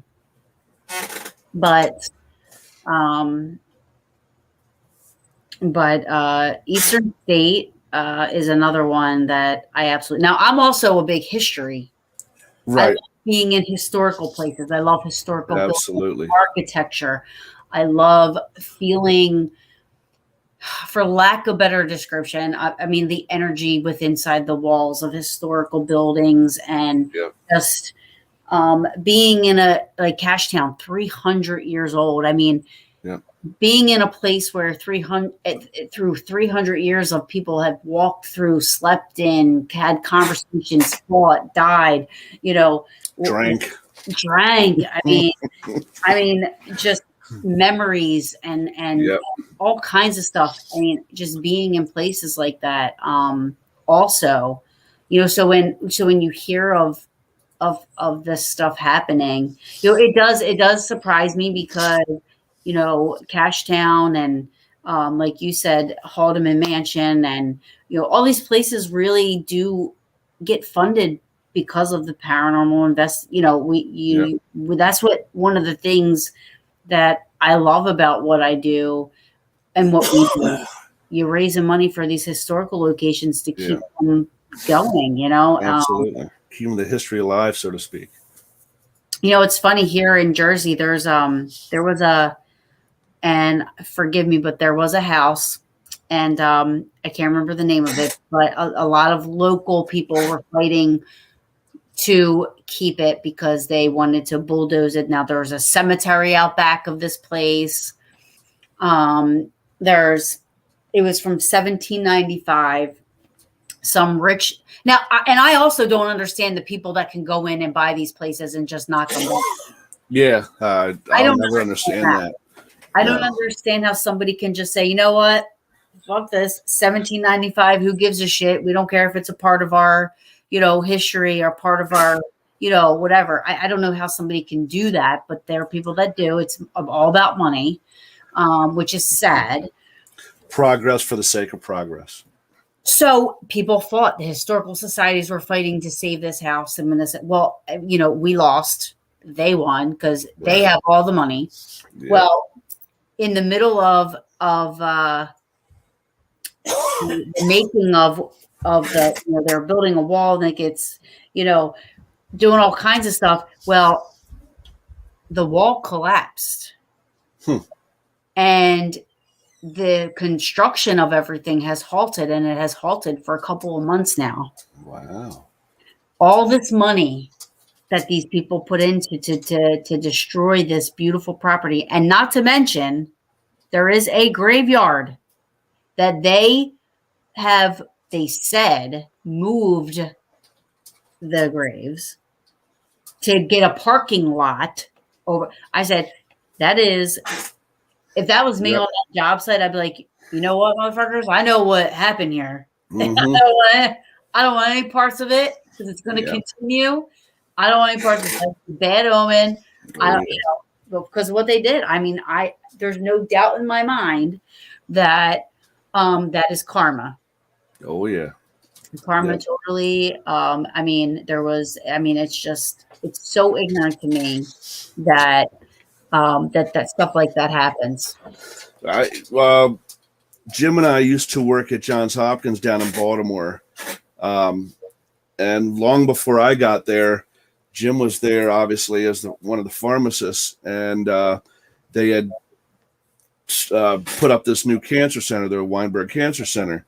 And when they were doing the deep site excavation for the foundation of it, they unearthed dozens upon dozens of skeletal remains. And doing the research, they had found that was used as an old African-American cemetery and a pauper's graveyard in the city of Baltimore.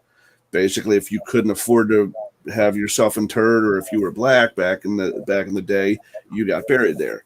So it was like a potter's field. Right. So they had done, I guess, the best they could at gathering the remains and having them reinterred somewhere else. But they obviously didn't get them all.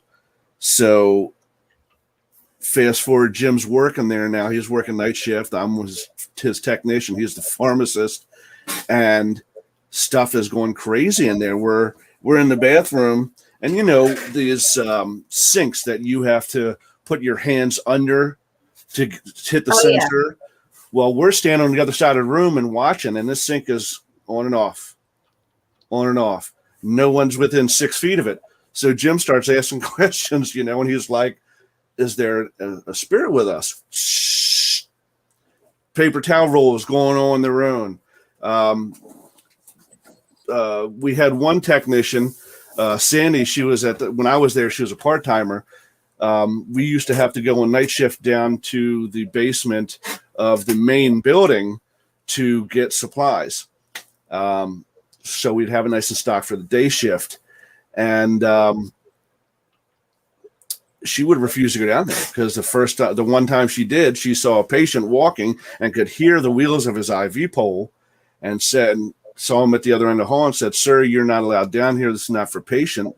And he just kind of looked at her and turned and walked away. And you could again hear the squeak of the wheels on his pole. She turned the corner to find out where it's going. There's nobody there. So she wouldn't go back down there anymore. So, that happens a lot more than people want to admit.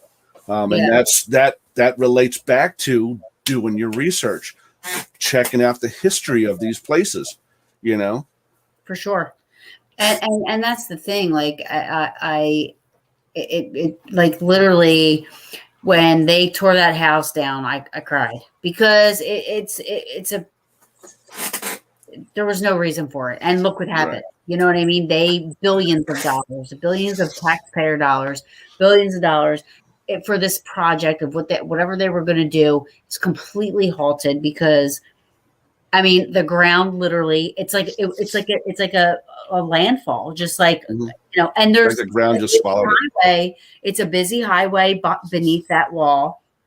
And if that were to break, I don't know what they're doing, but if that were to break, I mean, they would have lawsuits on their hand because people, it's 295. It's a highly traveled area. Yeah. But they haven't done anything to go back and fix it, but the house is gone. The house is gone. The cemetery is there, but there's a parking lot that butts up against it. They just totally destroyed hundreds of years of history. Yeah. And I don't know how you sleep at night doing that. I know that there was a time where even in Gettysburg, there was talk about a casino being built in Gettysburg, or maybe right outside of Gettysburg. And I know some people were in favor of it because it would bring jobs, and they thought it would bring more people. But actually, Gettysburg doesn't need to be pulling any more tourists. They have enough tourists as it is. Right. And it's a historical town. The entire town is preserved. I mean, you don't need a casino in Gettysburg. It just doesn't fit. It's not where it's supposed to be. Right. Look at Atlantic City. I mean, it was a great idea when it first started, but now look at it. I mean, it's garbage.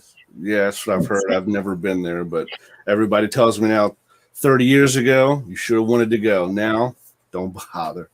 I mean, speaking of Gettysburg, have you been to the now I'm drawing a blank. Thaddeus Stevens log cabin? I have not yet. I want to go. Well, I know that Richard Estep will be staying there during the bash.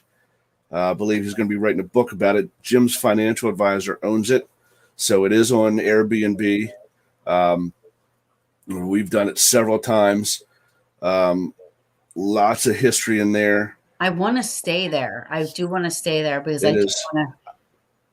I'll tell you, for all the places that I've slept in that I know are active, that's probably one of the most restful sleeps I've gotten was there. Really? It looks small. Is it small? Yes, it is. It is small. On one side. The half bath, put it this way, it's so small, the half bath on the main level, I can't close the door behind me. Because there's just not enough room. Wow. So, but yeah, it's fantastic. It's very active. We don't often get him, but the very first time we did, we got Thaddeus Stevens talk to us. He actually told us, and we have it on EVP. He told us the college that he went to, which was Dartmouth. He came out through the SB7, and we're like, "What are the odds at 2:30 in the morning?" On a Friday night in Gettysburg, you picked up a stray radio signal, somebody saying the word Dartmouth directly after we asked the question, where did you go to college? Yeah, no, that's awesome. So, yeah, that's cool. I love EVPs. And, it's funny, me and Brandon were talking about this last night because, from somebody that is coming from somebody like him who's a skeptic and so techie and, this and that. And he's like, no, I love EVPs. I love EVPs,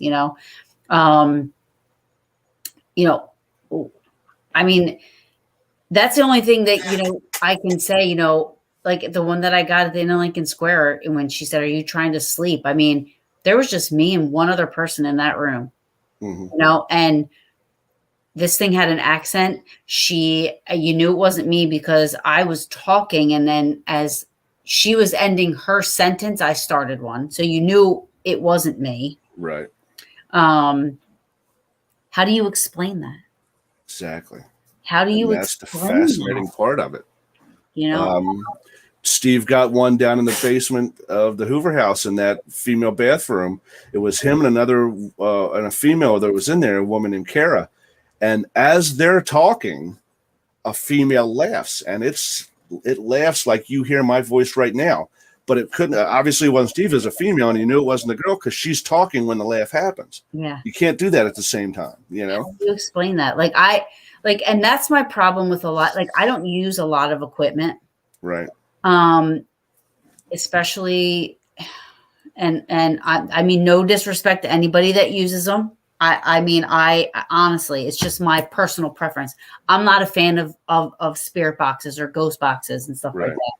Just not a fan of them. I feel like there's too much that could be manipulated and interference. Like, it could just, I feel like you're just you're listening to radio frequencies and this and that. Like I don't know. It's just too much to where you might get something that sounds like, yeah, it's answering you, but is it like, or is it just you know, I just, I don't like to do it. And I feel like that whole thing is going to mess with what, if I would get an EVP, you know what I mean? It's just all loud. I didn't even know you guys were up here. My baby, look at this. I got one there. I got my cat right there. And then Roscoe's right there. Roscoe's back in the background. Yep. Scariest place I've investigated. Scariest place. That's hard.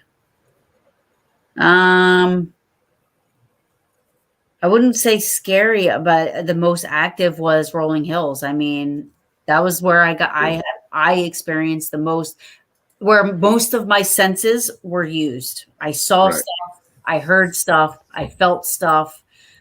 And that doesn't happen to me very often. I don't see things. So to see things to me always makes it a little bit more of a good place. Like Penhurst.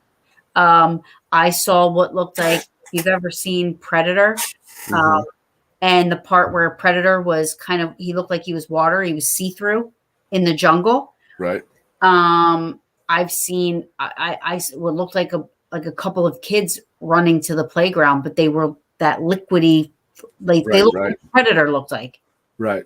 I was like, what am I looking at? You know? Well, we know by the end of this year where that place is going to be. What? You just talked about it, Dinsdale House. Oh yeah.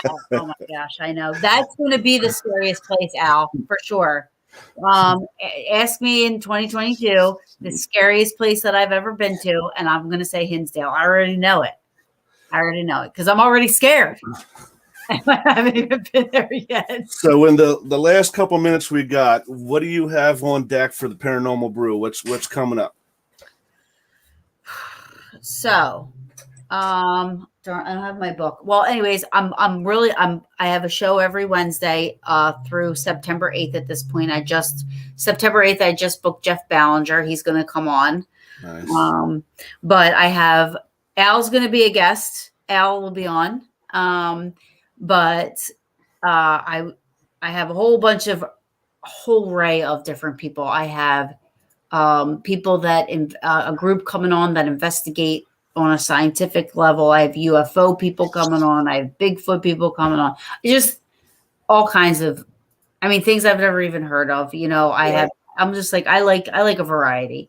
Also, like I said, I have an investigation at Selma, Fort Mifflin. I'm helping out, which I go live at all these things, you know. Right. So Fort Mifflin, Gettysburg Battlefield Bash. I'll be going live. Maybe, I don't know if there's an investigation going on at the Thaddeus Stevens house, but I don't know who's staying there. Who's going to be? Richard Estep is going to be there. Is he going to be? He's just there writing, or is he going to be doing? Oh, I'm sure he'll be investigating too. He's staying there for the weekend, So, you know, I don't know. And what else? I feel like there's like some other things happening. Oh, I'll be in Gettysburg July 9th through the 12th. Right, for your friends coming up from Tennessee. Which will be a paranormal trip. So I'm sure I'll go live while we're walking through, just trekking through the woods in in Gettysburg, because I like to do that. I'll just pull over, get out of my car, and start walking. Absolutely. Yeah, that's it. And every Wednesday, 7:30 Eastern, Facebook Live or YouTube. I have my YouTube now, and then it gets streamed onto BB3 TV. Nice. That's it. Excellent. Al said he sent you some stuff on Facebook Messenger. So yeah, I appreciate you coming on. It was kind of last second, I know, kind of rushed you on, but we really enjoyed it. Thank you so much. And we'll be seeing you, I guess, the 9th, 10th, and 11th, maybe. Yeah, I'll see you soon. Yeah, for sure. Absolutely. Have a good night and take care and have a good weekend. Good night. Enjoy the 4th. Oh, yeah. Oh, you know me. I do. I am as patriotic as they come. Yes, ma'am. Every morning. got an outfit already and everything. I'm like Nice. ready to go. Excellent. Good Thanks night. again, Taryn. Have a good one. Thanks. And that was Taryn Kerper, Paranormal Brew and investigator extraordinaire. Thank you so much for being on, and thank you all for tuning in. We had a great night. Unfortunately, I've got to run because I've got some electrical stuff to finish back up. So I will talk to you guys next week. Hopefully, we've got Jim. We'll have his stuff figured out. Yeah, He'll be able to. Next week we have Katie and Richard. Katie. Yep. Richard Rulin and Katie Turner, part of our Canadian connection. So we look forward to it. Thank you guys, and have a great 4th of July weekend. Thank you for joining Dave and Jim on Doorway to the Dead. Catch us next week right here at 8 p.m. every Thursday as we open the door to paranormal discussion and more.